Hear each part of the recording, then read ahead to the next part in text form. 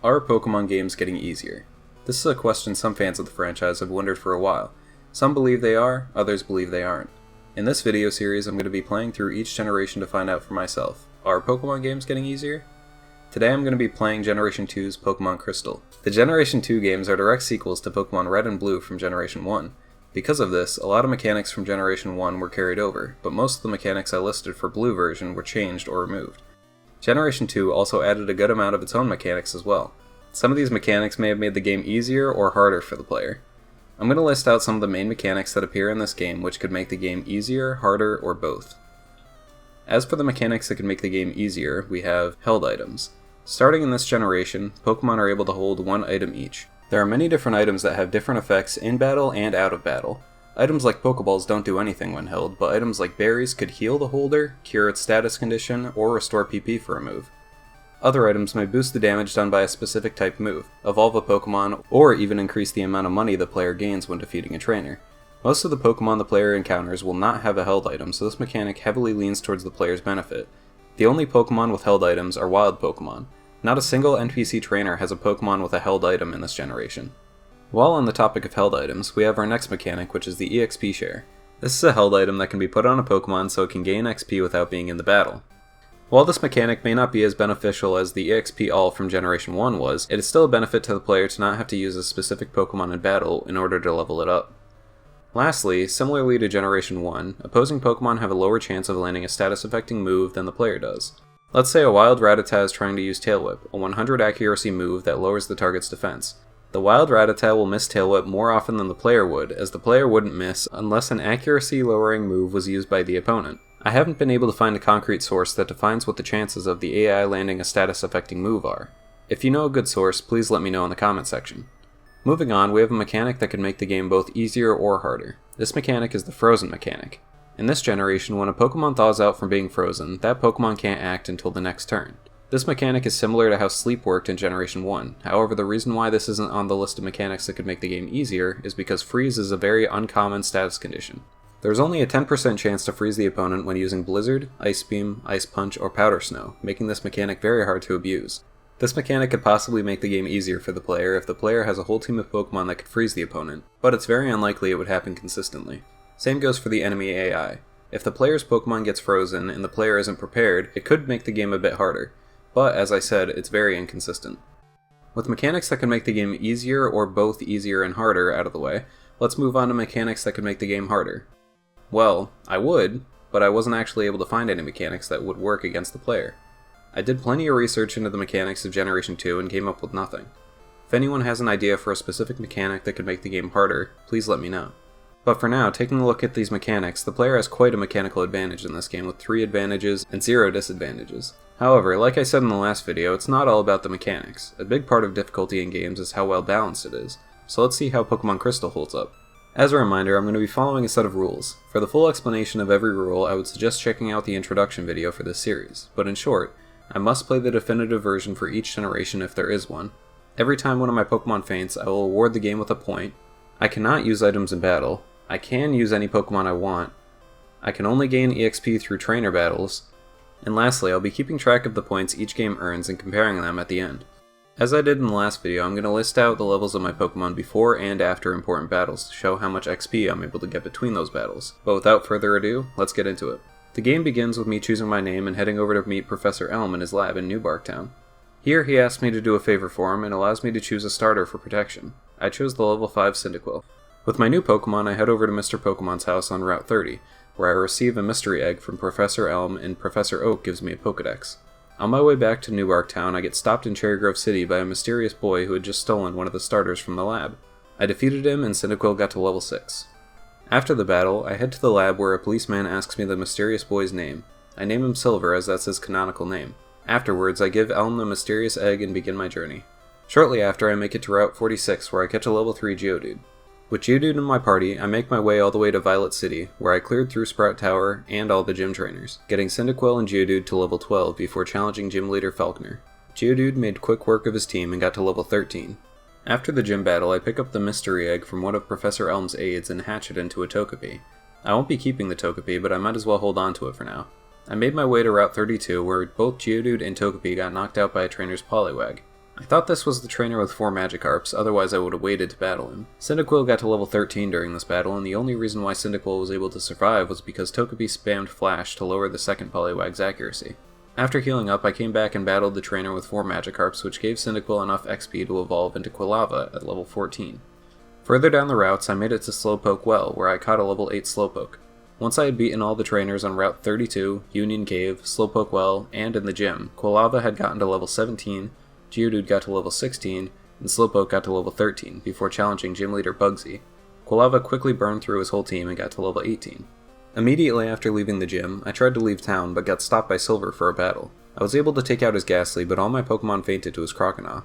On my second attempt, I took out his Ghastly again and then tried to use Togepi to lower Croconaw's accuracy. However, due to Togepi still being at level 5, it fainted without being able to act. I then used Quilava and spammed Smokescreen. Unfortunately, Croconaw was able to knock out my Quilava.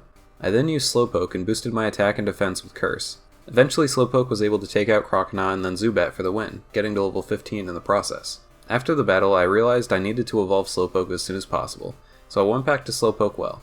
While there, I caught the entire population of Slowpoke so Team Rocket couldn't cut their tails off. In all seriousness, it took a very long time to find a Slowpoke that was holding a King's Rock. I now have an entire box in the PC full of Slowpoke. I had caught more, but I had to reset the game a few times due to running out of money and Pokeballs or accidentally knocking out one of the wild Slowpoke. With the King's Rock now on my Slowpoke, I traded to another game and traded back to myself, evolving it into a Slowking. I then make my way to Goldenrod City and stop at the daycare. Here I receive an odd egg and hatch it into a shiny level 5 Elekid. There's a 16% chance for a shiny Pokemon to hatch from the egg received at the daycare in Pokémon Crystal. I had to reset a few times, but I figured it was worth it as this is one of the few chances I'll be getting a shiny Pokemon during this series. With my new Pokemon, I enter Goldenrod and defeat all the trainers in the underground and in the gym, which got Quilava and Geodude both to level 19, Slowking to level 16, and Elekid to level 11 before challenging Gym Leader Whitney. Her Clefairy managed to get Ice Beam from Metronome, which knocked out my Geodude. From there, the rest of my team got knocked out by her Miltank. On my second attempt, I was able to take out her Clefairy, and then switched into Quilava when Miltank came out to set up smokescreens. I then sent in Geodude to take her incoming hits better. Unfortunately, Miltank used Attract, so I had to switch. I then sent in Slowking and set up Curses before eventually taking out the Miltank for the win. During the battle, both Quilava and Geodude got to level 20. With Whitney defeated, I head over to Route 35 where Elekid got knocked out by a trainer's Diglett. Then, after defeating all the trainers on Route 35, 36, 37, the National Park, and all the Kimono Girls in Ecruteak City, Quilava had gotten to level 21, Geodude and Slowking got to level 22, and Elekid got to level 15. I then entered the Burn Tower where I battled Silver. By the end of the battle, Elekid had gotten level 16. After the battle, I head into the gym and defeat all the gym trainers, getting Slowpoke to level 25 before facing the gym leader, Morty. Slowking made quick work of his team, gaining another level in the process. Once I beat Morty, I traveled back to the Goldenrod City and obtained a level 20 Eevee from Bill. I then cleared through routes 38 and 39 before arriving at the lighthouse in Olivine City, where Jasmine, the gym leader, told me to go to Cianwood City to pick up a secret potion for the sick Ampharos. Along the way, my Eevee couldn't escape from and fainted to a wild tentacle on Route 41. After healing up, Eevee then fainted to a trainer's Horsey when it used Dragon Rage, a move that always does 40 damage. Eventually, I made it to Cianwood City where I picked up the secret potion. After defeating all the trainers along the water routes and inside the gym, I challenged Gym Leader Chuck with Quilava now at level 23, Geodude at level 24, Slowking at level 29, Elekid at level 26, and Eevee at level 24. I was able to sweep through his team with Slowking, who gained another level in the process. I had a close call against his Poliwrath. He had confused my Slowking with Dynamic Punch, which also got Slowking down to 21 HP. Luckily, Poliwrath missed the next Dynamic Punch and Slowking didn't hit itself in confusion, so I was able to take it out and win the battle. I then went back to Olivine City and gave Jasmine the secret potion to heal the Ampharos. She then returned to her gym. When I entered the gym, I realized she didn't have any gym trainers and my Quilava was pretty underleveled for her battle, so I decided to come back later. Instead, I made my way to the Lake of Rage. I tried to catch the shiny Gyarados in order to avoid gaining XP, but it knocked itself out after knocking out Slowking, Elekid, and Eevee. I thought about resetting there because I gained XP from a wild Pokemon, but it knocked out 3 of my Pokemon, so I don't think that it would be fair to reset and ignore the 3 points that the game got. Afterwards, I made my way to the Rocket Hideout in Mahogany Town where Geodude got to level 25 and evolved into Graveler. Then, shortly after, my Eevee got knocked out by a Grunt's Raticate. Once I fully cleared through the Rocket Hideout, I traded my Graveler to another game and traded it back to myself to get a level 25 Golem. I then headed into the gym. After defeating all the trainers on the surrounding routes, in the Rocket Hideout, and in the gym, I challenged Gym Leader Price with Quilava now at level 30, Golem at level 25, Slowking at level 31, Elekid at level 28, and Eevee at level 29. By the end of the battle, both Elekid and Eevee gained a level, and Eevee evolved into Umbreon after the battle. Now that Quilava is a higher level, I make my way back to Olivine City to battle Gym Leader Jasmine, who I defeated without much of an issue. With 7 badges, I head back to Goldenrod City and defeat all the Rocket Grunts and the executives in the Radio Tower, which got Elekid to level 30, evolving into Electabuzz. Once I cleared through the Radio Tower, I headed into the Underground, with Golem now at level 32. I then get stopped by Silver for another battle. During this battle, both Quilava and Golem gained a level. After the battle, I continued my siege on Team Rocket, eventually clearing through all of them in the Radio Tower and in the Underground, which got me the Clear Bell as a reward. With the Clear Bell now in my possession, I head back to Ecruteak City and enter the Tin Tower to catch my final Pokemon, a level 40 Suicune. Honestly, this took way longer than I would want it to. I had to reset so many times due to running out of Pokeballs.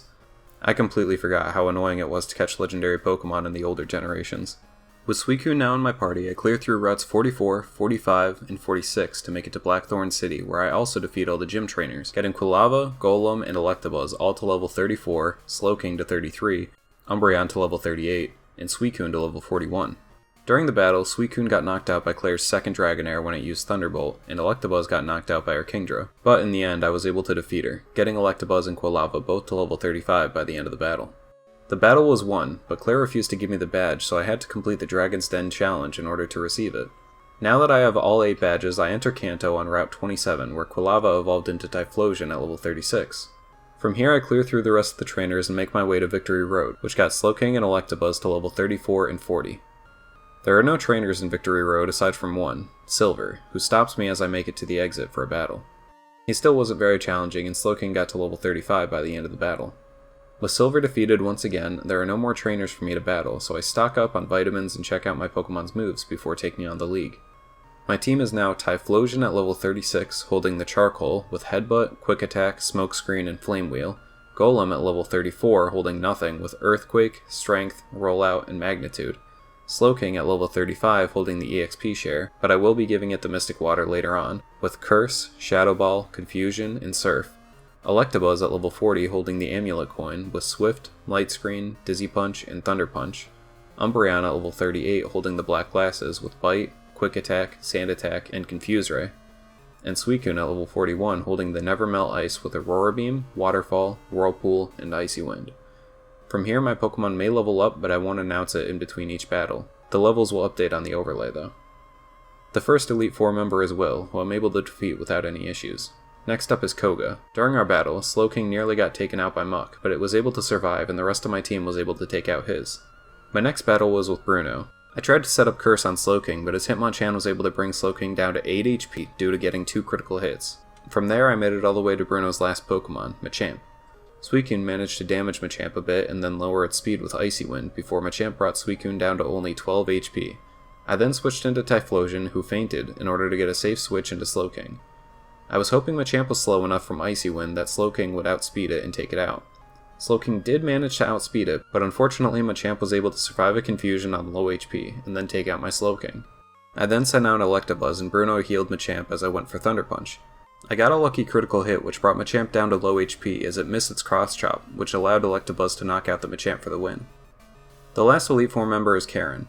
My Typhlosion got knocked out by her Umbreon, but my own Umbreon was able to come out and get revenge. I then tried to use Suicune to take out Vileplume, but her Vileplume brought Suicune down to 23 HP and paralyzed it, so I switched out.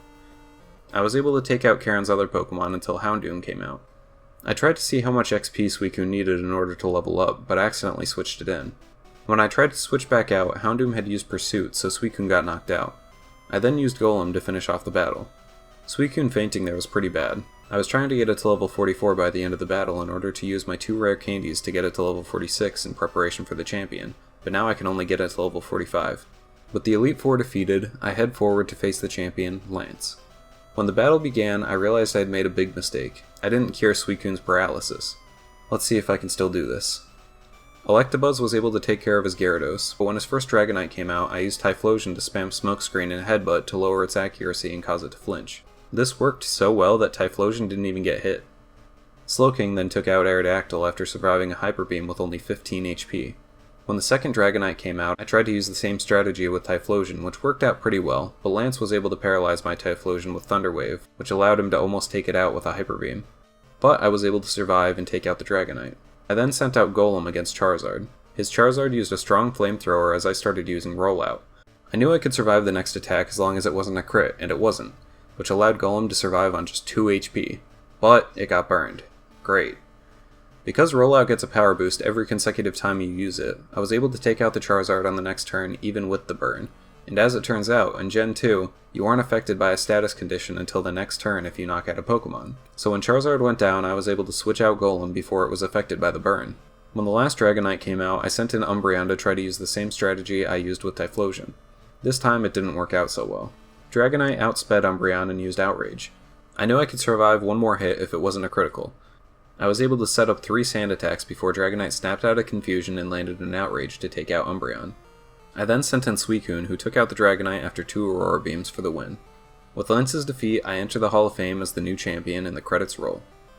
This marks the end of the main game, but the video isn't over yet. Generation 2 actually has a post-game, and quite an interesting one at that. As the credits end, I start the game up again and spawn outside my house when I get a call from Professor Elm saying he has something for me. When I get to his lab, he gives me the SS ticket in order for me to take the SS Aqua to Kanto. I board, battle some trainers, and arrive in Vermilion City in the Kanto region. In all honesty, there isn't a whole lot to do in Kanto aside from battle the 8 gym leaders. Due to data constraints, Kanto as a region had to be shrunk down in order to fit it on the game cartridge. With that being said, I'm going to be skipping over a lot of the travel and just getting to the main parts of the postgame. So once I arrived at Vermilion City, I made my way to Lieutenant Surge in the gym with Typhlosion and Slowking at level 38, Golem and Umbreon at level 39, Electabuzz at level 41, and Suicune at level 45. I was able to easily sweep through his team with Golem, who got to level 41 in the process. Upon defeating Surge, I went north to Saffron City to take on Sabrina. Along the way, Typhlosion got to level 39. I was able to defeat her and get Umbreon to level 40. I then went west to Celadon City before my battle with Erica. Typhlosion got to level 41, and by the time the battle was over, Typhlosion had grown to level 43. I made my way to Fuchsia City afterwards, where Slowking got to level 41. I then challenged Koga's daughter, Janine, to a battle. During our battle, Slowking and Typhlosion both leveled up to level 42 and 44. Then I made my way north to Cerulean City. After defeating all the trainers along the way, I got both Slowking and Electabuzz to level 43, and Suicune to level 47 before taking on Misty. By the end of the battle, Suicune had gotten to level 48. After Misty was defeated, I went to the Pokemon Tower and got the Kanto radio to wake up a level 50 Snorlax, who I caught with a Master Ball. I decided to replace Suicune and make Snorlax a permanent team member. I replaced Suicune because Slowking is strong against the same types, is tankier, and can also learn a more diverse set of moves. Plus, Slowking has an added type. With Snorlax in my party, I make it to Pewter City with Golem now at level 42, both Slowking and Electabuzz at level 44, Umbreon at level 43, and Snorlax at level 51 before challenging Brock. I was able to defeat him without much of an issue. I then made my way to Blaine in the Seafoam Islands with Typhlosion, Slowking, and Electabuzz all at level 45, Golem at level 43, and Snorlax at level 53. I was able to beat him with no issue. Now that I have 7 Kanto gym badges, I head toward Viridian City and defeat the rest of the trainers in the area, which got Electabuzz to level 46 and Snorlax to level 54. I then entered the gym and began my battle with Blue, who has become a gym leader of Viridian City since the last time we saw him back in Generation 1. I had a few close calls, but I was able to defeat him without any casualties. With all 16 badges from both Kanto and Johto, Professor Oak permits me to enter Mount Silver, where my final opponent is waiting. Before climbing up the mountain, I go back and battle all the trainers I could find in both regions that I had missed. I also used any rare candies I had, gave vitamins to Snorlax, and updated my movesets. So my team is currently Typhlosion at level 45, holding the Charcoal with Headbutt, Detect, Smokescreen, and Fire Punch. Golem at level 44 holding the Soft Sand with Earthquake, Strength, Rollout, and Magnitude. Slowking at level 49 holding the Mystic Water with Curse, Shadow Ball, Psychic, and Surf. Electabuzz at level 47 holding the Amulet Coin with Ice Punch, Flash, Dizzy Punch, and Thunder Punch. Umbreon at level 44 holding the Black Glasses with Bite, Zap Cannon, Bud Slap, and Confuse Ray. And Snorlax at level 55 holding the Leftovers with Attract, Rest, Dynamic Punch, and Toxic. I then scaled to the top of the mountain to see Red, the player character from Generation 1. Keep in mind, his team is all over level 70, his Pikachu even being level 81, so most of my Pokemon are about 30 levels lower than his. With my team all set, I approach Red and begin the battle. It begins pretty well with Golem taking out his Pikachu while taking minimal damage. My Umbreon was then able to take out his Espeon with only 32 HP remaining. When he sent out his Snorlax, I sent out mine. My plan was to use Attract and stall him out with Infatuation and Toxic because my Snorlax is female and all of his Pokemon are male. Unfortunately, this didn't go as planned, as he managed to hit my Snorlax 3 times in a row with Body Slam, paralyzing me on the second hit so I couldn't use Rest before getting knocked out. From there, everyone else on my team fainted to a Snorlax due to Poison not doing damage when he knocked out one of my Pokemon, losing me the battle. Well, let's try that again. I challenged him again, and once again Golem was able to take down Pikachu while taking minimal damage. Umbreon was also able to take down Espeon again, but this time leveling up so it had 39 HP remaining. This time I stayed in with Umbreon and used 4 Mud Slaps against Red Snorlax to lower its accuracy and confuse it with Confuse Ray. However, it did eventually take out Umbreon. I then tried my Snorlax strategy again, however it seems like Infatuation bypasses accuracy checks because it was able to land a hit every time it broke through Infatuation. 2 of those hits were also critical hits, so it knocked out my Snorlax again. Red Snorlax then knocked out my Golem and Electabuzz, but my Typhlosion was able to take it out. Unfortunately, Red's Blastoise was able to take out my Slowking afterwards and my Typhlosion, causing me to lose the battle again. Third time's a charm, hopefully. Pikachu went the same as the previous 2 times. Umbreon was able to take out Espeon with over half of its HP remaining, so I tried to Mud Slap Snorlax again. It didn't work out this time though, as Snorlax knocked out Umbreon after I was able to get off only 1 Mud Slap. I then sent in Golem, who was able to get Snorlax to about 1/3 HP before getting knocked out. I sent in my Snorlax and we both missed on turn 1. On the second turn, my Dynamic Punch landed, but Red Snorlax survived on what has to be 1 HP. His Snorlax then missed Body Slam again. I didn't want to risk my Dynamic Punch missing on the next turn, so I used Toxic, hoping the AI wouldn't be smart enough to use Rest. But I was wrong. His Snorlax used Rest and healed itself to full before eventually knocking out my Snorlax after I missed 2 Dynamic Punches and 2 Toxics, while his Snorlax never got infatuated. In aggravation, I sent in Electabuzz and spammed A, which caused me to use Ice Punch, and surprisingly, Red Snorlax got frozen on the first hit. That's only a 10% chance to happen. Because Snorlax stayed frozen, I was able to take it out without getting hit. Things are starting to look up. I send out my Typhlosion as his Venusaur comes in. It's faster than me and use Solar Beam, but this is why I put Detect on Typhlosion. I was able to knock out the Venusaur by detecting on the turns Solar Beam would hit me, and attacking on the turns Venusaur would be charging up. Blastoise came in next, so I switched to Electabuzz. Blastoise outspeeds me and used Surf, which brought Electabuzz down to only 9 HP. My Thunder Punch only does about 1/3 of his health, and he didn't get paralyzed, so on the next turn, Blastoise was able to take out my Electabuzz. I sent in Slowking next and used a few Psychics, but unfortunately Blastoise was able to survive on about 1 HP, just like his Snorlax did earlier, and took out my Slowking. This battle is another loss as Blastoise outspeeds my Typhlosion. I decided to make some small tweaks to Typhlosion before my 4th attempt. I decided to get rid of Headbutt and Smokescreen, and replace them with Sunny Day and Rollout. Sunny Day to decrease how much damage water moves do, and Rollout just in case I ever get to the Charizard and Slowking or Golem can't take it out. As I begin this attempt, Golem is able to take out Pikachu without taking any damage. Umbreon took out Espeon with only 11 HP remaining after leveling up. I used Confuse Ray on Red Snorlax before Umbreon got taken out. His Snorlax broke out of confusion on the next turn, but my stall did finally work and I was able to take out his Snorlax without mine fainting. When Venusaur came out, I sent in Typhlosion again. My Typhlosion got a critical hit on its second Fire Punch, taking out Venusaur. However, this means I'm unable to set up Sunny Day for Blastoise, so I switch out into Snorlax. On the first turn, I used Attract as Blastoise went for Rain Dance. My Snorlax is at almost full HP, has a high special defense stat, and Blastoise is attracted, so I'm not worried at all. There's no way Snorlax will get knocked out before I use Toxic, right? Wrong. Blastoise got a critical hit, Rain boosted, Stab, Surf, which knocked out Snorlax. All my other Pokemon then fell to Blastoise as well. Another loss. Attempt 5. Here we go again. Let's hope I have good RNG this time. Golem took out Pikachu while taking minimal damage. Umbreon took out Espeon with slightly less than half health remaining. My Umbreon was then able to confuse Red Snorlax and Mud Slap at once before getting knocked out. Eventually, my Snorlax was able to stall out his, however my Snorlax still had one more sleep turn. This completely threw off the entire battle. The issue here is if I switch out Snorlax, then the sleep timer will reset, meaning the next time I send it out, it'll stay asleep for 1 to 3 more turns. The other option is stay in, but that will throw off my strategy for Venusaur. I decided staying in is probably the better option as Venusaur comes in.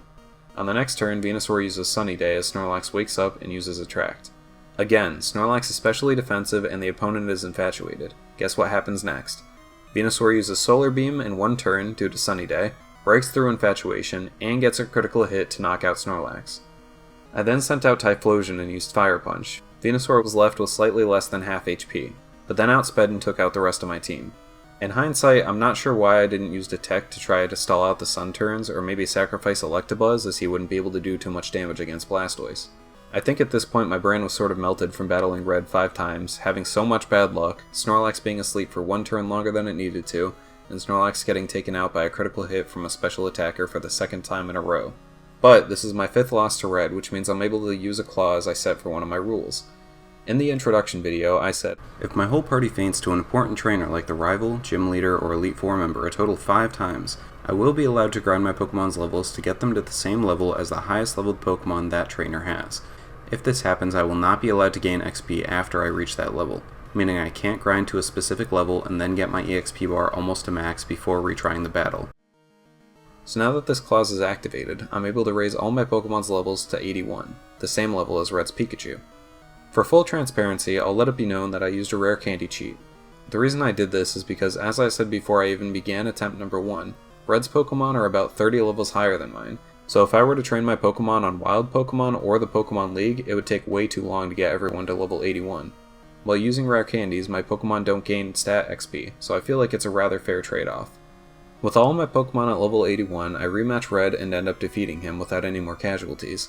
Unfortunately, I forgot to hit record before the battle, so I don't have the footage, and I saved after the match. I know this may seem anticlimactic, and it's possible some of you may think that I didn't show the clip because I lost again, and honestly, I don't know what to tell you. In this game, you can't rematch Red once he's defeated. He disappears from Mount Silver, and he can't be found anywhere else. So on that unfortunate note, this marks the end for the postgame, and the end of the playthrough. But how did I do? Well, taking a look at my scores here, the game received 30 points during the main game and 30 points in the postgame, to equal out to 60 points in total. This game wasn't very hard. A lot of the gym trainers had pretty low levels when compared to other games, and even the Pokemon League had low levels. The highest leveled Pokemon in the league was Champion Lance's Dragonite at level 50. This league has the lowest levels out of every Pokemon League from the other games. Of course, the reason for this is because they needed to make room for Kanto, but the level curve in this generation is just not good. Anyways, I'll move on. Maybe I'll go more in depth on that in a later video. So where did the game receive points? Well, taking a look at this graph, I have separated when the game received points based on which gym leader I had defeated. So the game received 0 points before I defeated Falkner, 2 before I defeated Bugsy, 14 before I defeated Whitney, 1 before Morty, 2 before Chuck, 4 before Price, none before Jasmine, 2 before Claire, 5 before the champion Lance, and 30 before I defeated Trainer Red. Now, if we take a look at this graph, I have mapped out who specifically obtained the points. The categories for this are Wild Pokemon, Trainers, the Rival, the Evil Team Admin or Leader, Gym Leaders, the Elite Four, the Champion, and Red. Taking a look at this, 4 points were given to Wild Pokemon, 5 were given to regular trainers, 8 were given to the Rival, 8 to the Gym Leaders, 4 to the Elite Four, 1 to the Champion, and 30 to Red. Because of Red's level advantage, he was able to obtain exactly half of the total amount of points, just by himself. So, with these scores, how difficult is the game when compared to the others?